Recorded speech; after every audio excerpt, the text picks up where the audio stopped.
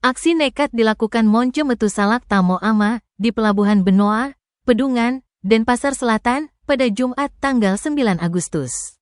Dia nekat membobol kapal motor Permata 168 yang sedang bersandar, lalu membawa kabur sejumlah peralatan pancing. Pria asal Sumba Barat, Nusa Tenggara Timur itu pun ditangkap oleh Polsek kawasan Pelabuhan Benoa. Kapolsek Benoa Kompol Wayan Suweca melalui Kasih Humas Polresta Denpasar AKPI Ketut Sukadi menerangkan, pelaku mulai melancarkan aksinya sekitar pukul 4 WITA.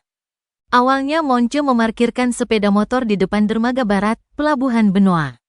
Ketika situasi sepi, pria itu naik ke KM Permata 168 yang sedang nyandar di dermaga tersebut. Lalu dia merusak gembok kamar mesin kapal, kemudian masuk. Berikutnya, pelaku menggasak satu karung alat pancing berupa snap, kail, dan unceng-unceng, serta sebuah box berisi alat pancing stainless, kabel, dan alat strom ikan. Perbuatan pelaku menyebabkan pihak kapal mengalami kerugian 33 juta rupiah. Barang curian dalam karung lantas dibawa ke motor.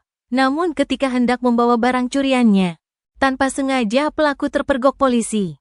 Saat itu kebetulan ada 2 orang personil unit reskrim Polsek kawasan Pelabuhan Benoa yang melakukan patroli subuh.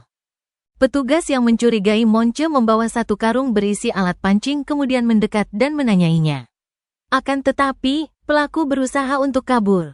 Sehingga petugas menabrak motor Monce yang dicurigai berbuat jahat hingga terjatuh. Selanjutnya, pelaku diamankan dan diinterogasi. Akhirnya dia mengakui telah mencuri barang-barang tersebut dari kapal yang sandar di dermaga barat. Sehingga, Monce dibawa ke Mapolsek Benoa guna proses hukum lebih lanjut.